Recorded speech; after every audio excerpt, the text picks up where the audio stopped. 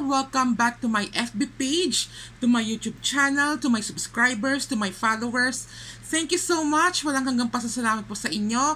So for today's video, since may idea na rin po kayo kung ano po yung pag-uusapan natin ngayon, ito po yung may mga nagre-request regarding po, nanghihingi po sila ng full guidelines, especially doon sa mga bumili po sa akin ng mga money catcher ring. Okay, nanghihingi po sila ng full guidelines kung paano po ba ito gamitin, saan po ba dapat ito isuot, at ano po ba yung mga bawal at hindi bawal gawin. Okay, lahat ng yan, pag-uusapan po natin.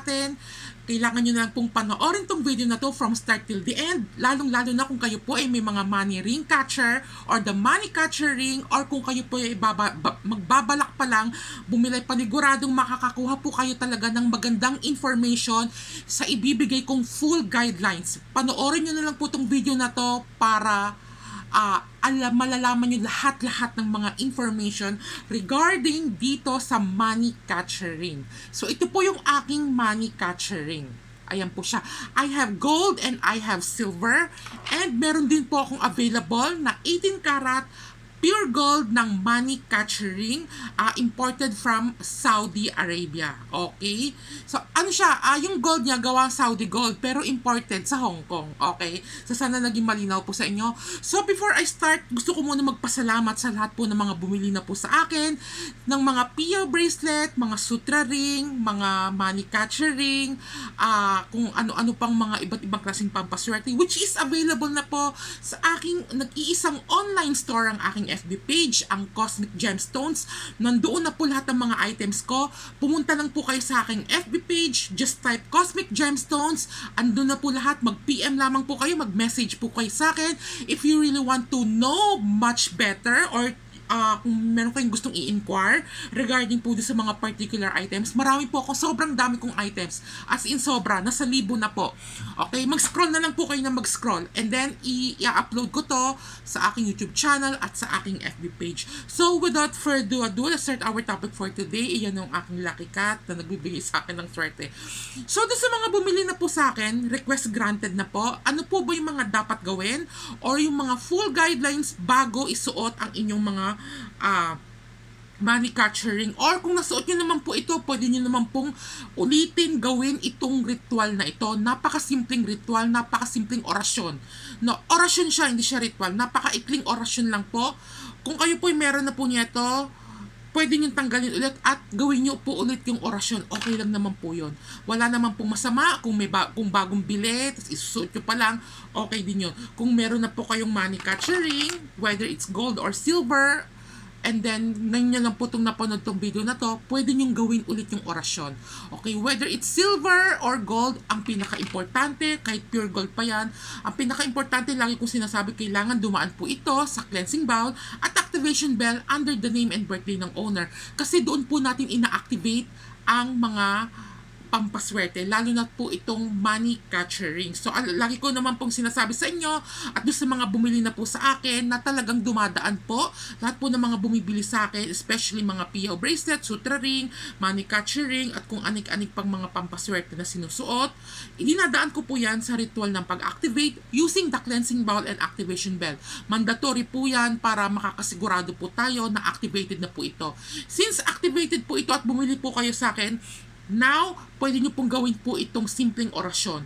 Pero kung hindi po dumaan sa cleansing bowl at activation bell, ang inyong nabiling money ring, kasi yung iba kasi sa iba bumibili, at yung ibang seller, hindi naman talaga nila kini-cleanse, hindi nila nire-ritualan using the cleansing bowl and activation bell under the name and birthday ng owner.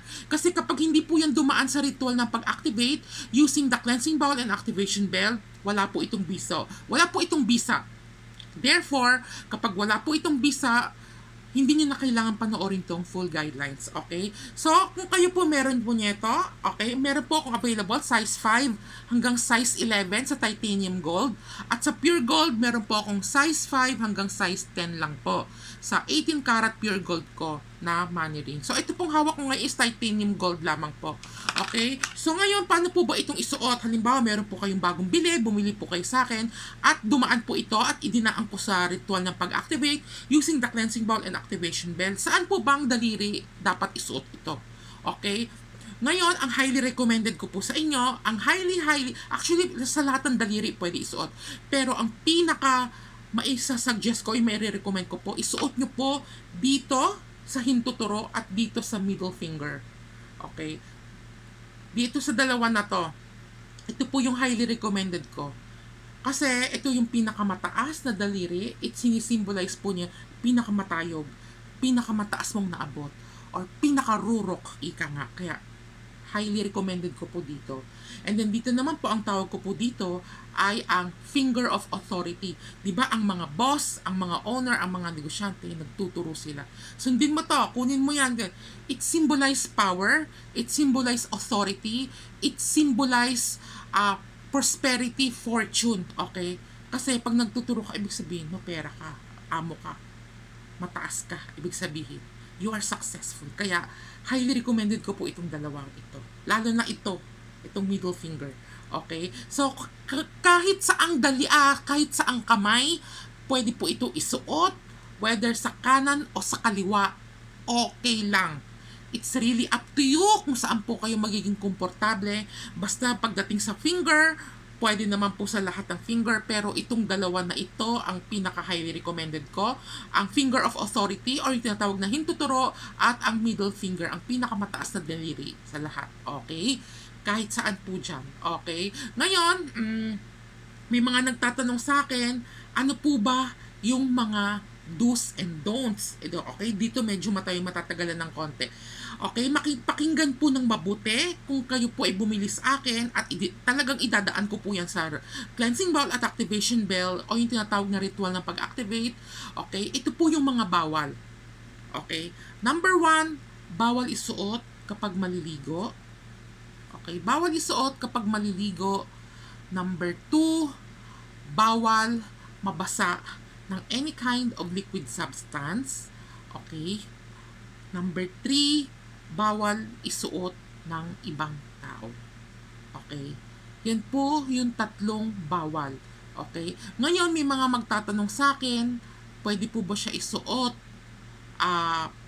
pag matutulog? Pwede naman po. Pero ako kasi, ako lang naman to opinion ko, pwede naman talaga siya isuot pag matutulog. Ako kasi tinatanggal ko. Hindi ako komportable na may suot-suot akong mga burloloy pag matutulog. Hindi ako sanay. Okay? Pero, nasa sa inyo na po yun kung gusto nyong isuot while sleeping. Okay lang naman po. Wala naman pong masamang mangyayari. Wala naman pong contradiction regarding po doon. Okay? Sana naging malinaw. Okay, may mga magtatanong din po, pwede po ba ito hawakan ng ibang tao? Kasi sa mga piyaw, sa mga piyaw bracelet, piyaw ring, bawal po siya hawakan ng ibang tao. Pero, pwede po siya, itong money catcher ring, pwede pong hawakan ng ibang tao. Okay?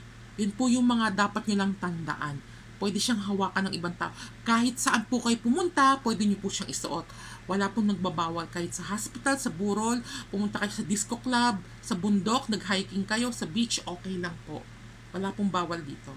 Okay. Yun lang po yung tatlong nabanggit ko. Uulitin ko, bawal isuot kapag maliligo, bawal mabasa ng any kind of liquid substance, at bawal isuot ng ibang tao. Kasi ang tendency, pag sinuot ng ibang tao, yung swerte, baka pwedeng malipat doon sa taong yun. Lalong-lalo na kapag dumaan talaga yan sa ritual ng pag-activate using the cleansing bowl and activation bell.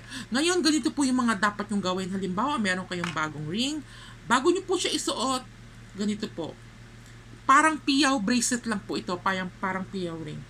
Iaano nyo sa palad nyo. Mag-i-amen po kayo. And then mag-wish po kayo. Kahit anong wish. Especially, may kinalaman sa pera. Kasi nga, ang tawag, uulitin ko, ang tawag po dito ay money catcher ring.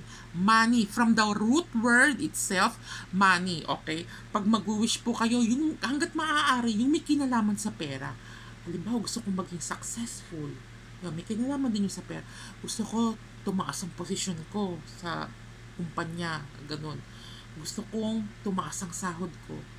Gusto ko lumago ang business ko. Gusto ko dugsain ako ng customer, dagsain, dumaming customer ko.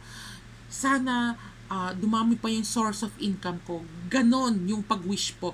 Pwedeng sa isip, pwede yung binibigkas nyo, okay lang po. Basta hanggat maaari, pag mag-wish po kayo, yung may kinalaman po sa fortune, may kinalaman sa swerte pagdating sa kaperahan. Kasi nga, ang tawag po dito is money catcher ring. Ang pinaka-benefits po niya to is nag-a-attract po siya ng positive energy, lalong-lalo na pagdating sa good fortune. Okay? So, sana naging malinaw po ito. At sana po nabanggit ko. And then, after that, nakalimutan ko na. Di ba, pag nag-wish po kayo, and then magbo-blow po kayo ng 3 times. Ganun, no? Magbo-blow kayo ng 3 times, and then after that, pwede nyo nang isuot. Okay? Uulitin ko, pag may bago kayong ring or may nasuot na kayong ring, basta dumaan siya sa ritual, using the cleansing bowl and activation bell, pwede nyo itong sundin tong simpleng orasyon ko. And mag-i-amen ka. And then mag-wish ka. Any kind of wish, basta may kinalaman sa pera. Kahit ilang wish, basta again, may kinalaman sa pera, sa success, sa wealth luck, sa promotion. Siyempre, pag may promotion, may increase sahod.